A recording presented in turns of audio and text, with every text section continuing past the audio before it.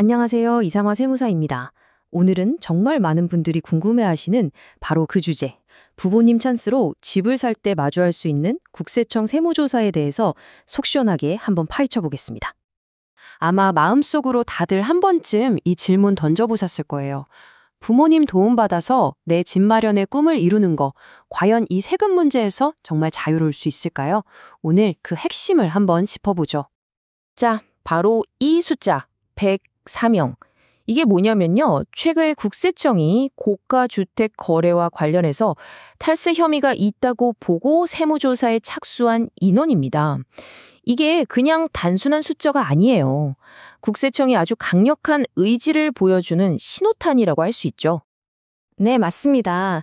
이번 조사는 지난 9월에 국세청장이 30억 원 넘는 고가주택 거래는 전부 다 들여다보겠다, 이렇게 공언한 것의 연장선상에 있는 거예요. 그러니까 말로만 하고 끝내는 게 아니라 진짜로 전수검증을 통해서 혐의자들을 딱 찾아내고 칼을 빼든 셈이죠. 자, 그럼 국세청이 도대체 어떤 유형들을 주목하고 있는지 구체적인 사례를 통해서 한번 살펴볼게요. 첫 번째는 가장 흔하면서도 사실 가장 위험한 부모님과의 위장 차용 거래입니다. 이 슬라이드를 보시면 바로 그림이 그려지실 텐데요. 부모님은 연봉이 수억 원대, 재산도 100억이 넘는 그런 고소득 전문직인데 정작 집을 산 자녀는 그럴 만한 소득이나 재산이 전혀 없는 경우예요. 자금 출처를 보면 은행 대출은 최대로 쫙 땡기고 나머지는 이거 부모님께 빌렸습니다 라고 신고하는 거죠. 하지만 국세청의 시각은 완전히 다릅니다. 이 슬라이드에서 정말 흥미로운 게 바로 이 대비인데요. 은행에서 빌린 돈은 당신 소득으로 이 원리금을 정말 갚을 수 있겠어? 이걸 보는 거고요. 부모님한테 빌렸다는 돈은 이거 그냥 받은 돈, 그러니까 증여 아니야? 이렇게 의심의 눈초리로 보는 거죠. 그래서 핵심이 바로 이겁니다. 만약에 국세청이 이 차용 거래를 가짜라고 판단해버리면 빌렸다고 주장한 금액 전체가 증여로 간주돼서 정말 어마어마한 증여세랑 가산세 폭탄에 맞게 되는 거예요. 설령 이게 정식 차용으로 인정된다고 해도 안심할 순 없어요. 법에서 정한 이자율이 지금 연 4.6%거든요. 근데 이거보다 낮은 이자를 주거나 아예 안 주고 있다면 그 차익만큼을 또 다른 증여로 봐서 세금을 매길 수 있기 때문이죠. 어느 쪽이든 간단한 문제가 아닙니다. 자, 그럼 다음 케이스로 넘어가 보죠. 이건 좀 더 대담한 방법인데요.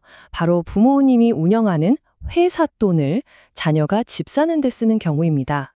국세청 보도자료에서는 외국인 사례를 들긴 했지만 사실 이거 내국인들 사이에서 훨씬 더 흔한 방식입니다.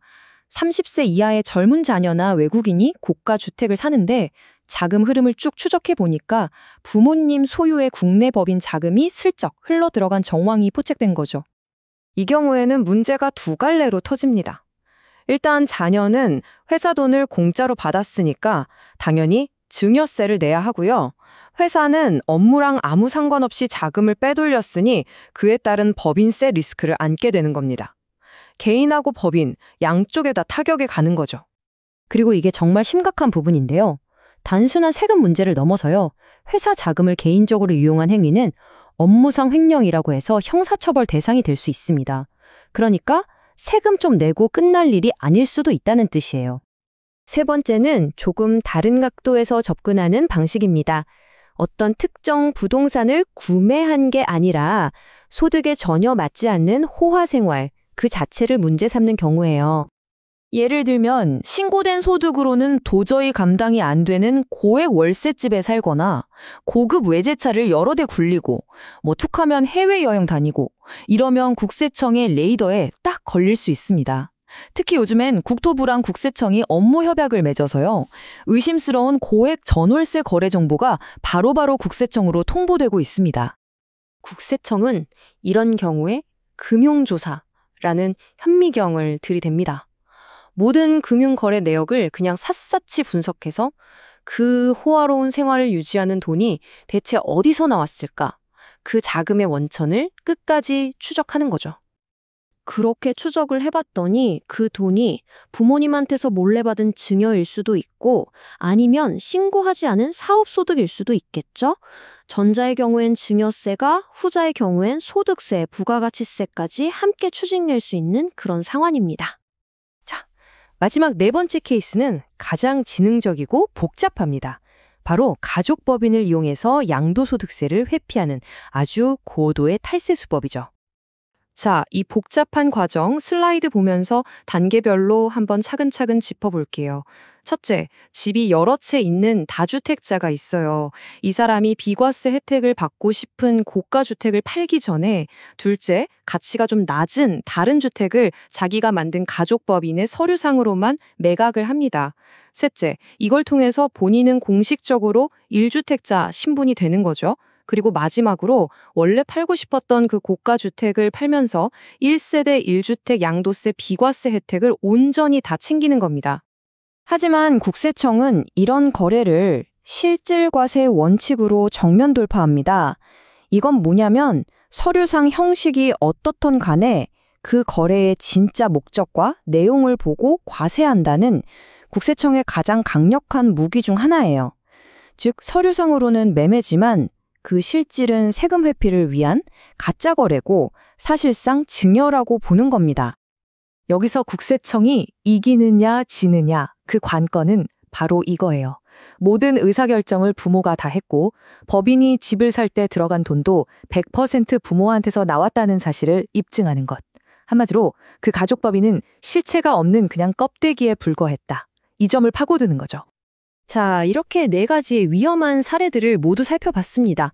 언뜻 보면 다 다른 이야기 같지만요.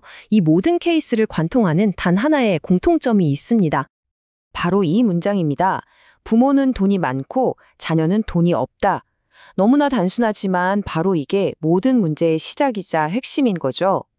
자금 출처를 소명할 수 없는 자녀에게 갑자기 큰 돈이 들어가니까 문제가 생길 수밖에 없는 겁니다. 그래서 이 슬라이드가 모든 걸 요약해 줍니다. 집 살 때가 돼서야 급하게 돈을 옮기는 이런 즉흥적인 증여는 세무조사라는 아주 높은 리스크를 동반할 수밖에 없고요. 반면에 장기적인 계획을 통해서 합법적으로 자산을 이전하면 안전하게 자녀를 도울 수 있는 거죠. 그래서 정말 중요한 최종 결론은 바로 이겁니다. 주지 말라는 게 아니에요.